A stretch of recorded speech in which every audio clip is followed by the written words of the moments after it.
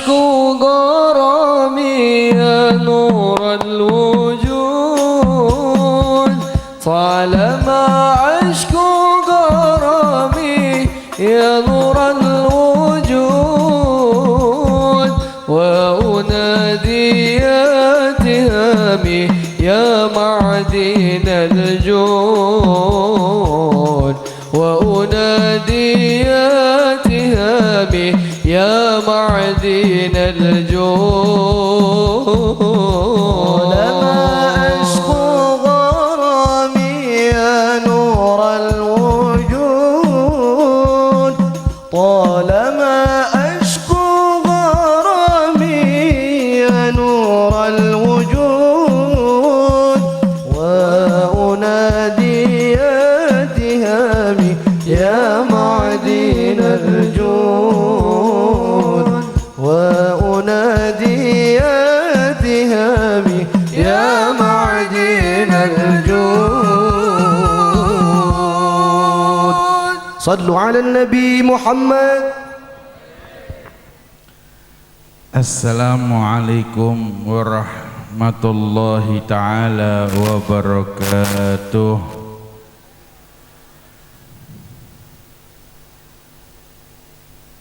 Briefingnya ada, kan datang tadi ya. Alhamdulillah, yang saya hormatin para alim ulama, para kesepuhan, para kiai, para asatidzah, para aparatur pemerintah, baik dari kadus, kades, camat, dan seterusnya, yang ribuan maaf. Tidak bisa saya sebutkan satu persatu nama mereka, tidak mengurangi rasa hormat, ta'zim, bakti saya kepada orang tua, kepada guru, dan kepada kakanda. Semoga Allah memuliakan mereka semua di dunia dan di yaumul qiyamah, memberikan umur yang panjang dalam keadaan sehat afiat, dalam keadaan taat kepada Allah, taat kepada Rasul. Amin ya Rabbal.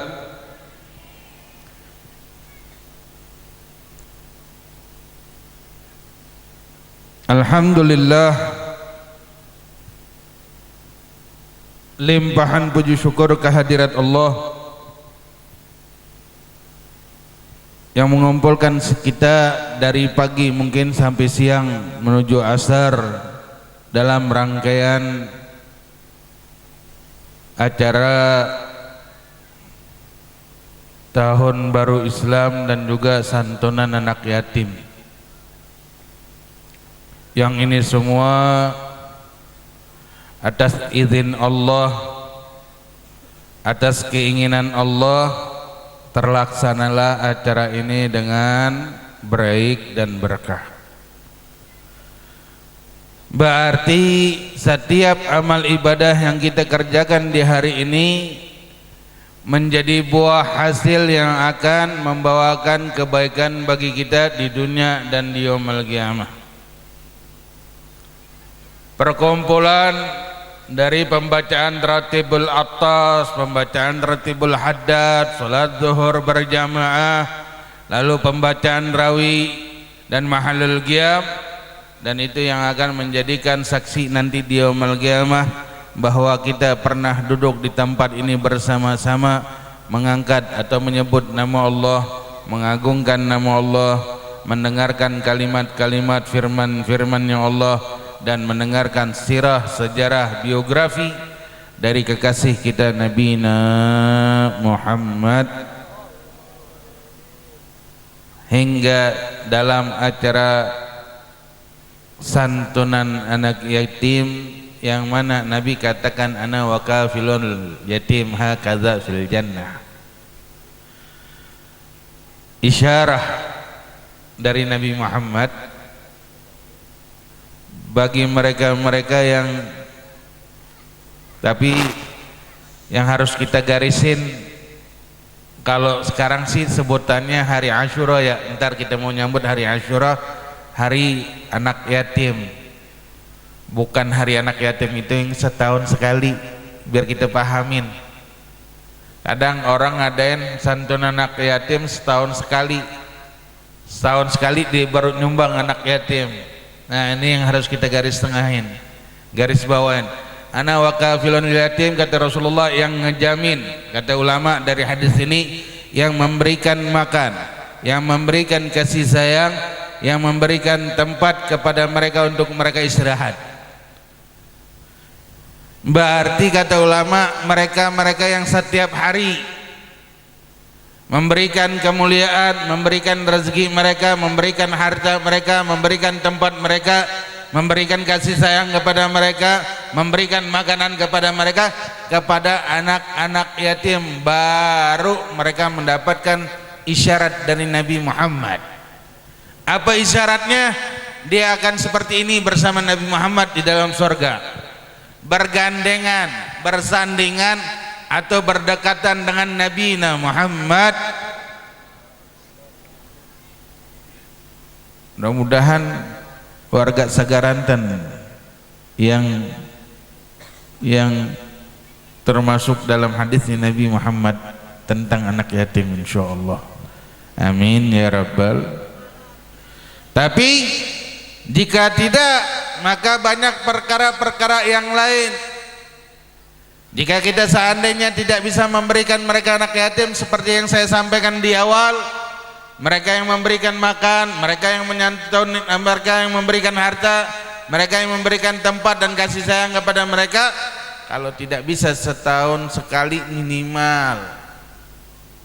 minimal udah habis.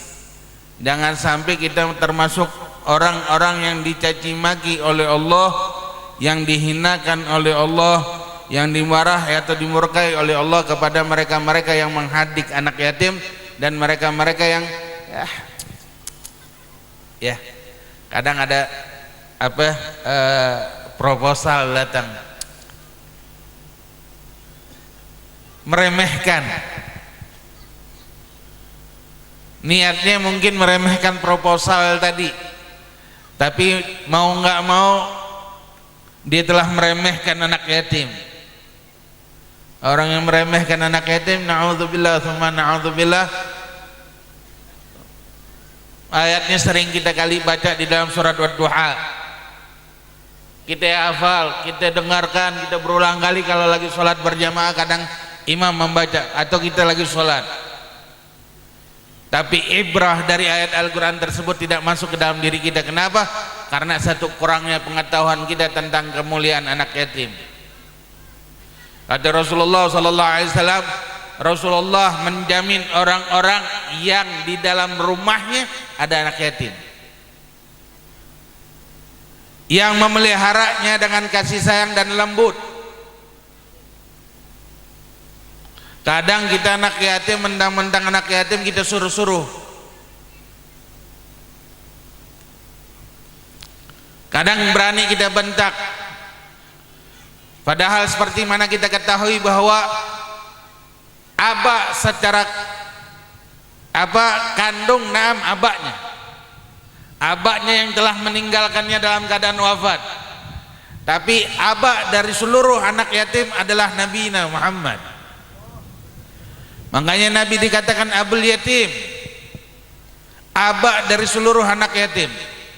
Sampai pernah terjadi suatu cerita yang kita sering kali dengar, mungkin ada anak kecil yang nangis, yang di waktu lebaran. Kadang kita nggak pernah perhatian anak yatim lebaran. Pernah kita yatim lebaran kita perhatiin, yang taunya kita di dalam rumah rapi dengan makanan, rapi dengan kue, rapi dengan baju, rapi dengan opor, rapi dengan ketupatnya. Padahal anak yatim saat itu tidak kenal yang namanya opor lagi. Pada saat itu anak yatim tidak kenal lagi dengan baju baru. Pada saat itu anak yatim nggak ada lagi abah yang menenteng dia untuk untuk sholat id. Kadang untuk acara wat-watan, silaturahmi dari rumah ke rumah, nggak ada lagi abahnya yang nonton. Dan kita tidak peduli sama mereka saat itu. Yang kita pedulikan hanyalah kita dan anak kita. Ini yang sering terjadi di dalam kehidupan rumah tangga kita. Ada anak kecil nangis ketika dilihat oleh Nabi Muhammad. Ada satu lagi kelompok anak-anak kecil sedang gembira Ketika ditanya, wahai anak, kenapa engkau nangis? Dibilang, gimana aku tidak nangis ya Rasulullah? Wahai fulan, dibilang, mereka anak-anak kecil itu yang pakai baju baru, saat ini lebaran mereka pakai baju baru, tapi aku nggak punya baju baru ya Rasulullah. Aku nggak punya baju baru. Ditanya, mana abah ente? Abah Yana sudah mati dalam keadaan berperang sama Nabi Muhammad. Ini anak nggak tahu kalau itu Nabi Muhammad. Maka saat itu dikatakan, maka abul yatim dari zamannya Nabi sampai akhir zaman, setiap anak kecil yang abahnya wafat maka abahnya adalah Nabi Muhammad, pengganti buat anak yatim. Tapi anak yatim yang belum balik, yang udah balik bukan anak yatim lagi. Maafin ya, kalau ada anak yatim yang gede yang udah balik, tapi minta maaf, emang yang dinamakan anak yatim itu yang masih belum balik. Yang maaf, kalau perempuan mungkin yang umurnya belum 9 tahun atau 10 tahun atau belum datang haid. Anak laki-laki yang belum mimpi atau yang masih umurnya di bawah 15 tahun, itu anak balik namanya, yang belum balik. Tapi kalau sudah haid, sudah mimpi, itu bukan balik lagi. Dan kita yang salaman sama mereka, maaf, dia bukan muhrim kita. Yang udah balik dicium tangan, dia bukan muhrim kita. Sebenarnya amal ibadah saat ini membawakan kebaikan, membawakan pahala, membawakan keagungan, membawakan kemuliaan, dan membawakan sunnah Nabi Muhammad. Tapi sayang, karena kurangnya pengetahuan kita, anak yatim yang udah balik nih, yang perempuan atau anak laki-laki yang bukan, yang sudah balik juga sama salaman sama perempuan, yang perempuan salaman sama laki-laki. Sayang, perbuatannya jadi dosa. Maafin Habib. Ini hukum secara syariat Islam. Jadi kalau sudah gede, pegang rambutnya atau pegang kerudungnya, elus dengan rahmat, elus dengan kasih sayang, yang mana setiap butir rambut yang ia pegang maka akan menjadi akan menjadi satu tingkat nanti dia di yaumil qiyamah atau di dalam surganya Allah. Seperti itu hadisnya Nabi Muhammad. Yang megang dengan kasih sayang. Kalau masih kecil kita bisa pegang, tapi kalau sudah balik pegang rambutnya yang pakai kerudung, sebenarnya sih nggak yatim lagi. Iya. Apalagi anak laki-laki yang sudah balik juga nggak yatim lagi. Maafin saya. Tapi ini yang disesuaikan agar ketika kita keluar harta kita benar kepada anak yatim. Ya, ini Nabi Muhammad. Maka di saat ini dari cerita ini Nabi Muhammad dikenal dengan Abul Yatim, abah dari seluruh anak yatim. Jadi anak kecil sebenarnya emang pendidikan kita kurang ya. Kurangnya pemahaman akan pengertian anak yatim, dan kurangnya pemahaman antara si ibu dengan si anak yang harus dijelaskan bahwa saya masih ada abah yang bakal melihara ente. Siapa? Nabi Muhammad. Kebanggaan buat setiap anak yatim selama dia belum balik.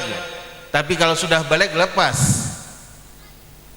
Sebelum dia balik dia akan mengatakan kalau anak adalah anaknya Nabi Muhammad. Benar, karena Nabi Muhammad menjadi abul yatim seluruh dunia sampai yaumil qiyamah. Abah dari seluruh anak yatim seluruh dunia sampai di yaumil qiyamah. Shallu ala Nabi Muhammad. Tapi sayang, 1000 kali sayang. Kenapa? Karena anak yatim di zaman sekarang ini hanyalah sebagai oncak yang dilakukan oleh orang-orang mengadakan tasyakuran itu setahun sekali. Padahal seharusnya mereka bisa mendapatkan kemuliaan yang saya sampaikan tadi kepada antum, bahwa kemuliaan itu bagi mereka-mereka yang menyantunin anak yatim setiap saat, bukan setahun sekali. Karena kemuliaan yang besar yang Allah berikan kepada mereka-mereka yang menyantunin anak yatim. Dan jaminan buat anak kecil tersebut, anak jaminan yatim tersebut menjadi jaminan buat orang yang meliharanya, jaminan buat mereka kalau mereka wafat maka mereka berada di dalam surganya Allah Rabbul Alamin, dan musibah akan dijauhkan oleh Allah. Kenapa? Karena mereka telah memberikan kenyamanan keamanan dan makanan serta tempat tinggal kepada anak yatim tersebut. Mereka-mereka yang dipelihara oleh Allah Rabbul Alamin Jalla Jalaluhu wa Ta'ala Azamatuh. Ini yang harus kita pahamin tentang kemuliaan anak yatim yang telah hilang di dalam rumah tangga kita. Lalu yang kedua, duit anak yatim nggak boleh dimakan, Bu. Ya, ibu mesti paham. Ini kan anak saya, Habib, nggak apa-apa saya makan. Nggak boleh. Kok nggak boleh, Habib? Iya, kalau anak yatim duitnya anak yatim, nggak boleh dimakan, nggak boleh diambil. Jangan korupsi, Bu. Ya, iya. Kadang kan orang tua suka korupsi. Kan ini anak saya juga, kan makan dari duit saya, Habib.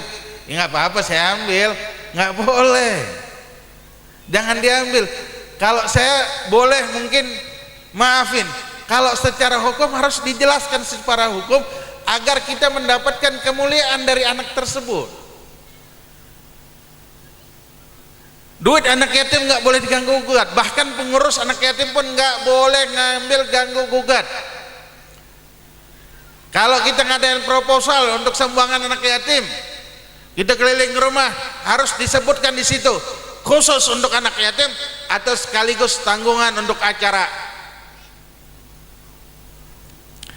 Duit anak yatim sen pun nggak boleh dimakan. Kan masih kecil, Habib, simpen. Saya butuh buat susunya. Kalau beliin buat susunya, beli buat susunya. Tapi kalau dimakan buat kita nggak boleh. Ya, ini haknya anak yatim yang ini dalam syariat dijelaskan oleh para ulama, nggak boleh diganggu gugat. Ini orang kita kebanyakan anak yatim dibawa sama orang tuanya, sama uminya. Tapi kalau sudah dapat uang, duitnya masuk ke kantong uminya. Makanan, cemilan, ciki, susu, tas itu dikasihin ke anaknya. Nih ambil dah. Kalau duitnya kantongin. Ini yang terjadi di zaman saya, zaman yang saya dapatin. Kebanyakan orang tua seperti itu. Hati-hati, haram hukumnya, Ibu. Dosa makan uangnya anak yatim. Kan ini anak saya, Habib. Iya, statusnya anak yatim. Kalau anak yatim harus dimakan oleh anak yatim tersendiri, nggak boleh dimakan orang lain. Ibunya nggak boleh, kakaknya nggak boleh, saudaranya nggak boleh. Kalau duitnya anak yatim, si anak yatim, maka uang itu berhak hanya untuk si A. Wallahu a'lam bis. Ini yang terakhir. Puasa nggak? Puasa nggak? Siapa yang puasa? Nggak ada yang puasa.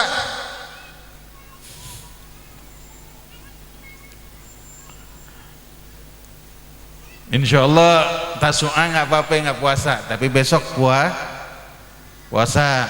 Ajakin anak-anaknya puasa, kenalin dari sekarang.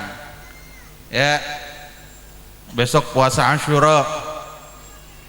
Abah, nih laki-laki yang udah nikah, pengen duitnya lebih nggak? Pengen rezekinya lebih nggak? Pengen rezekinya ditambah nggak? Nih habis maghrib kasih duit ke bini. Iya benar, girang banget, duit girang banget. Yang laki, kata Rasulullah SAW, nih malam di hari Asyura itu puasa ame tausa' iyal atau tausi' iyal, memberikan uang lebih kepada anak istri. Para laki kalau pengen rezekinya lebih, kasihin bininya sama anaknya uangnya lebihin. Bing biasa ngasih makan 20.000, kasih 30.000. Yang ngasih jajan cuma 5.000, kasih jadi 10.000. Itu tahun, kata Nabi Muhammad, barang siapa yang memberikan atau melebihkan uang kepada anak istrinya, maka kata Nabi Muhammad, Allah lebihkan rezekinya pada tahun tersebut. Bu, tagih sama laki. Apa sih kata Habibnya, kalau mau rezeki abang lebih, kasihin saya uang lebih nih hari. Bukan kata Nabi, bukan kata Muhammad, bukan kata Habib Muhammad, tapi kata Nabi Muhammad. Tagih. Saya punya orang tua sampai sekarang masih nagih, Bu. Maka kata orang tua dulu ya. Nih kata orang, kita punya perkataan orang tua dulu. Kalau lagi malam Asyura mintain duit sama anak biar berkah. Ibu saya alhamdulillah rezekinya Masya Allah. Tapi tetap bukan apa, berharap biar rezeki anaknya berkah. Nah kita berharap biar rezeki suami kita berkah, mintain. Nggak bisa nanti malam maghrib, udah tong besok neng, besok tagihin sebelum azan maghrib. Kalau dia mau ngasih duit makan, lebihin duit makannya ya. Jadi besok ada 2 kegiatan yang mesti kita kerjakan, puasa sama memberikan uang lebih kepada anak istri. Ada lagi perkara-perkara yang lain dianjurkan oleh para alim ulama pada hari Asyura, yaitu ziarah orang sakit. Kalau ada tetangga kita sakit, datangin, silaturahmi. Yang ketiga, keempat, menziarahin para alim ulama. Ini saya kasih saran, kalau datang ke kiai, datang ke guru, datang ke ustadz, datang ke ustazah, bawa bungkusan. Jangan main datang baik. Bawa duit, alhamdulillah. Nggak bawa duit, bawa roti itu pisang. Kalau dulu sih saya tahu sunrise itu 3.015.000 pisang sunrise, pisang anak bayi kalau bahasanya di sini nih mungkin ya. Bawain, bawa 3 biji buat ke gurunya. Yang penting bebawaan, jangan main tangan kosong.